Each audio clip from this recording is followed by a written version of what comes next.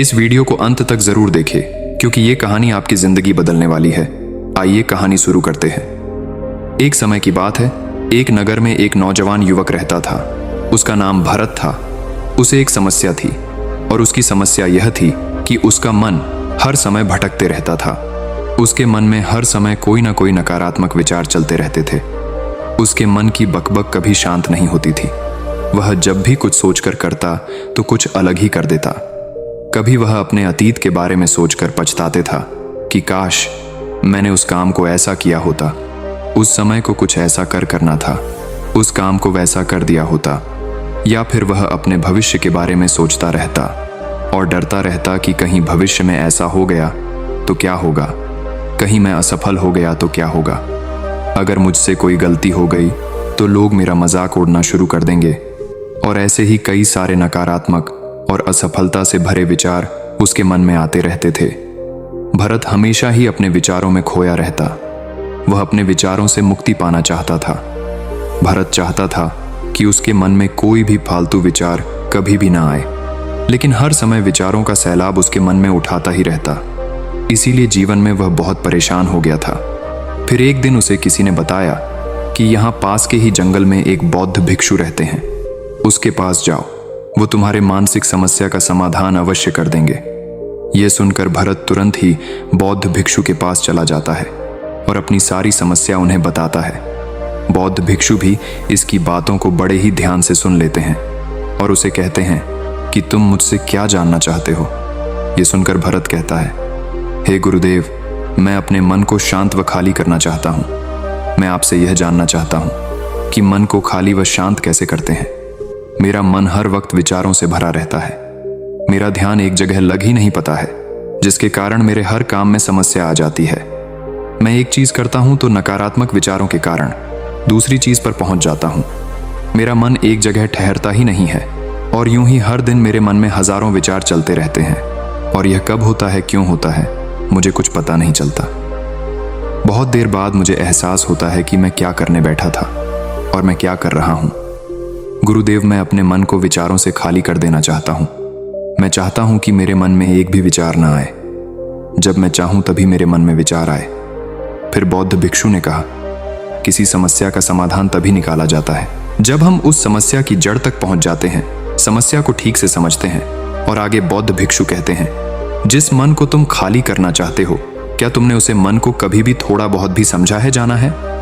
ये सुनकर भरत ने कहा कि महाराज, मैंने अपने मन को जानने की बहुत कोशिश की है, लेकिन मैं जितना इसके बारे में जानता हूं, मेरा मन उतना ही रहस्यमय हो जाता है। फिर बौद्ध भिक्षु ने उसी वक्त को एक घड़ा देते हुए कहा कि जाओ, इस घड़े में छोटे छोटे पत्थर भरकर लेकर आओ। फिर वो युवक वहां से गया और छोटे छोटे पत्थर भरकर लेकर आया और उसे घड़े को बौद्ध भिक्षु के पास रख दिया। फिर बौद्ध भिक्षु ने कहा कि इस घड़े को तुम अपना मन समझो और इस घड़े में भरे पत्थरों को अपने विचार समझो। अब इस घड़े में और पत्थर डालो। उसे व्यक्ति ने घड़े में और पत्थर डालना शुरू किया क्योंकि घड़ा पहले से भरा हुआ था। पत्थर डालने के बाद बाकी सारे पत्थर नीचे गिरने लगे। फिर बौद्ध भिक्षु ने उसे व्यक्ति से कहा, रुको, जरा ध्यान से देखो। अब घड़े में पत्थर नहीं आ रहे हैं, बल्कि पत्थर नीचे गिर रहे हैं, क्योंकि ये एक घड़ा है। जो इसमें आ सकता था वो आ गया। अब इसमें और पत्थर नहीं आएंगे। अगर दूसरे पत्थर डालने हैं तो पहले वाले पत्थरों को निकलना होगा। यह सुनकर उस व्यक्ति ने कहा, गुरुदेव, मैं आपकी बात समझ गया हूं कि आप मुझे क्या बताना चाहते हैं। हमें अपने मन को विचारों से ही खाली कर देना चाहिए। भरत की यह बात सुनकर बौद्ध भिक्षु मुस्कुराने लगे और कहा, पहले मेरी पूरी बात तो सुन लो, उसके बाद मन को खाली कर लेना। फिर बौद्ध भिक्षु ने उस व्यक्ति को कहा कि हमारा मन एक घड़े के बिल्कुल उल्टा है, क्योंकि घड़े को तुम पत्थरों से भर सकते हो, लेकिन मन को विचारों से नहीं भर पाओगे, क्योंकि मन तो हमेशा खाली रहता है। यह सुनकर उस व्यक्ति ने कहा, गुरुदेव, मुझे आपकी बातें कुछ समझ नहीं आ रही है। मन अगर खाली रहता है तो फिर हम उसे खाली करना क्यों चाहते हैं? फिर मन को खाली करने की क्या ही आवश्यकता है? फिर बौद्ध भिक्षु ने कहा कि इस घड़े से एक एक करके पत्थरों को बाहर निकालो। भरत ने वैसा ही किया।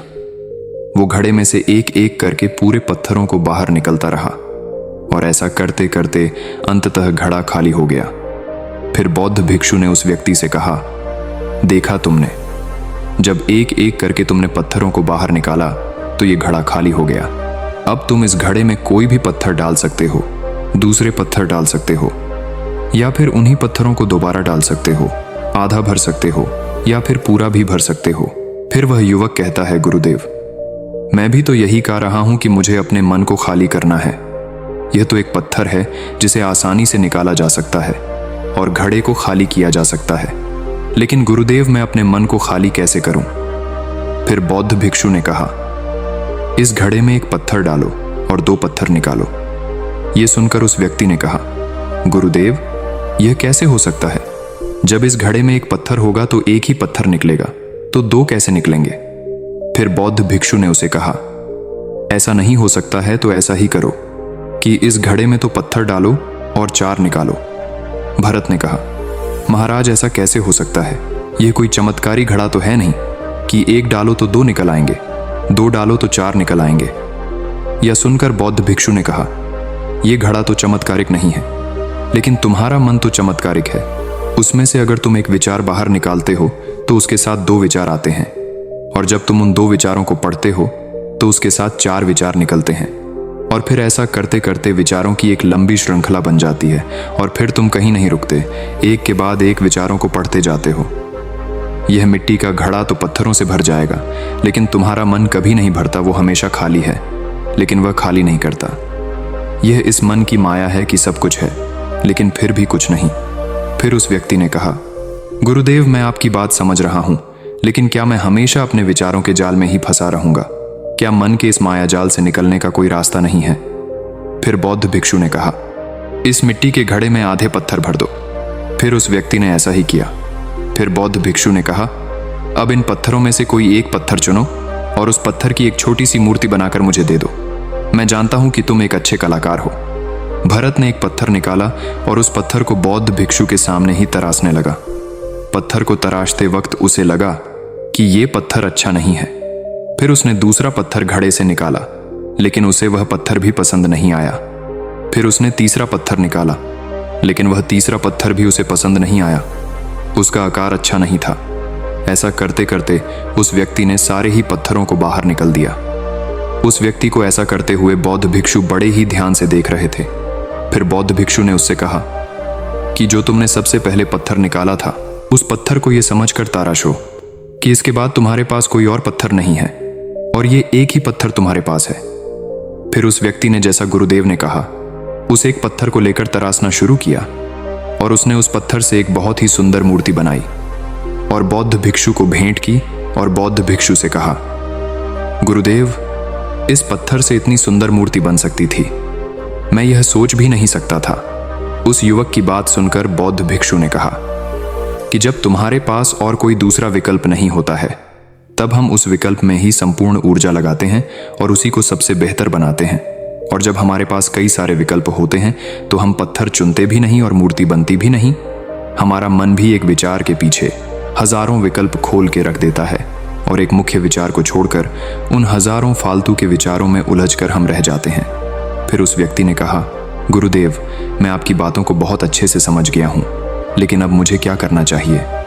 कृपया आप मेरा मार्गदर्शन करें। बौद्ध भिक्षु ने उस व्यक्ति से कहा कि मन को खाली करना, साफ करना 1 2 3 का काम नहीं है, यह बहुत लंबी प्रक्रिया है। तो क्या तुम इसके लिए तैयार हो? वो युवक कहता है, जी गुरुदेव, मैं तैयार हूं, चाहे कितनी भी लंबी प्रक्रिया क्यों ना हो। फिर बौद्ध भिक्षु ने उस व्यक्ति से कहा कि मन को खाली विचारों से दूर रखने के 6 तरीके हैं। आओ उन्हें एक एक करके समझते हैं। पहला तरीका है कि ऐसे लोगों का साथ छोड़ दो जो तुम्हें कमजोर, पिछड़ा हुआ लक्ष्य महसूस कराए। अक्सर हमारे आसपास ऐसे लोग होते ही हैं जो हमसे पद और धन में ऊपर होते हैं, और इसी पद और धन के घमंड में वह अपने से नीचे लोगों को कुछ भी नहीं समझते। इसीलिए ऐसे लोगों के पास रहना ही नहीं चाहिए।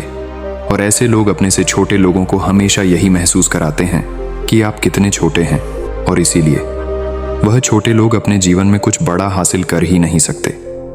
इसके अलावा कई बार हमारे मित्र और घर परिवार के सदस्य भी ऐसे होते हैं जो अक्सर हमें छोटा महसूस करते हैं, हमें नीचा दिखाने की कोशिश करते हैं, लोगों के सामने हमारा मजाक बनाते हैं।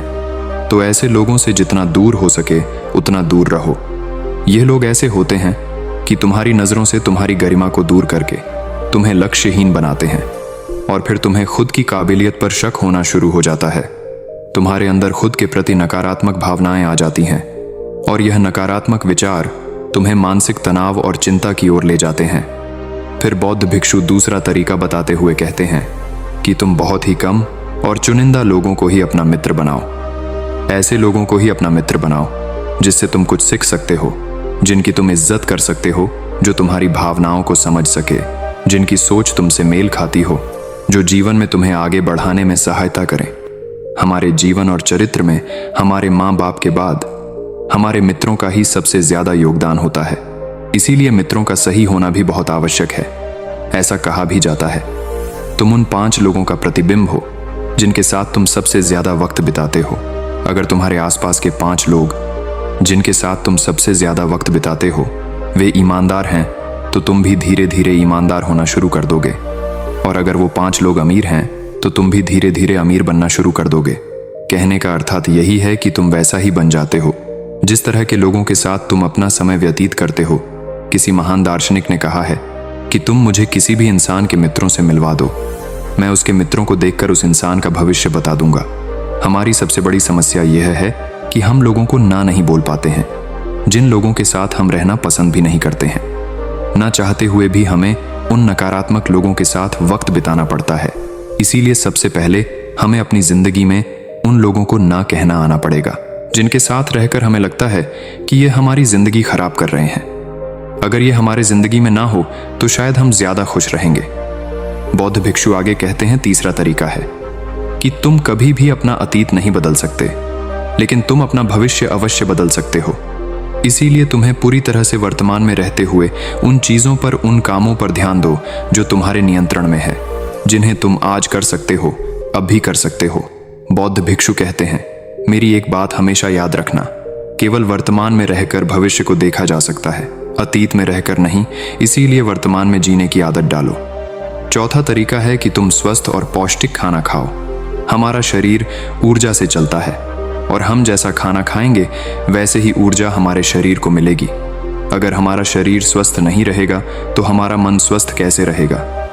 जब शरीर कमजोर व बीमार रहता है तो मन में कई सारे नकारात्मक विचार आते हैं और स्वस्थ शरीर में स्वस्थ दिमाग का वास होता है। इसीलिए शरीर को स्वस्थ व मजबूत रखना हमारी जिम्मेदारी है। बौद्ध भिक्षु कहते हैं कि 5वां तरीका यह है कि रोज ध्यान करो। ध्यान करने का सबसे उपयुक्त समय सुबह या फिर रात को सोने से पहले होता है, लेकिन अगर तुम्हें ध्यान में गहरा जाना है तो सबसे उपयुक्त समय रात का ही होता है। रात में सोने से पहले ध्यान करने से नींद में भी सुधार होता है और बहुत गहरी नींद आती है। ध्यान करने के लिए तुम अपनी सांसों पर जीवन केंद्रित कर सकते हो या फिर तुम अपने मन में उठने वाले विचारों पर भी अपना ध्यान केंद्रित कर सकते हो। मन में उठने वाले विचारों पर ध्यान केंद्रित करने से ध्यान करने वालों का ज्यादा फायदा होता है, क्योंकि इसमें आसानी से गहरे ध्यान में उतरा जा सकता है। अगर तुम ध्यान नहीं कर सकते हो तो रोज खुद के साथ अकेले में वक्त बिताओ। खुद के व्यवहार को समझो, देखने की कोशिश करो कि मन में किस तरह के विचार उठ रहे हैं और क्यों उठ रहे हैं। बौद्ध भिक्षु आगे बताते हुए कहते हैं, छठा तरीका है कि तुम नए नए जगह घूमने जा सकते हो, क्योंकि एक पुरानी कहावत है कि एक लंबी यात्रा आपको 100 किताबों के बराबर ज्ञान देती है। गौतम बुद्ध अपने जीवन काल में 9 महीने लगातार घूम रहे थे। उनके भ्रमण करने का यही कारण था कि नए नए जगह जाने से ज्ञान की प्राप्ति के साथ साथ मन को एक नयापन भी प्राप्त होता है। नई जगह घूमने जाने पर हमारा मन उत्साहित रहता है। फिर बौद्ध भिक्षु कहते हैं, मन के जाल में कभी मत फांसो, मन को खाली करने की कोशिश मत करो। जीवन में ध्यान करना सीखो, अपने ध्यान को केंद्रित करो, अपने ध्यान में एकाग्रता लाओ और जीवन में जो कर रहे हो उसे पूरी मेहनत के साथ अंतिम समझ कर करो। उस काम को ऐसे करो कि उसके बाद तुम्हें और कुछ नहीं करना है। और जब फिर दूसरे विचार पर कार्य करो तो बस उसी पर कार्य करो, किसी तीसरे विचार पर नहीं। मन के माया जाल से निकलना इतना आसान नहीं, लेकिन ध्यान करने से सब कुछ पाया जा सकता है। दोस्तों, आशा करते हैं आज के इस कहानी से आपने जरूर कुछ ना कुछ मूल्यवान सीखा होगा। कहानी अच्छी लगी हो तो वीडियो को एक लाइक और चैनल को सब्सक्राइब जरूर करें। चलिए फिर मिलते हैं ऐसी एक और नई वीडियो में। एक नए मैसेज के साथ। तब तक के लिए अपना ख्याल रखें।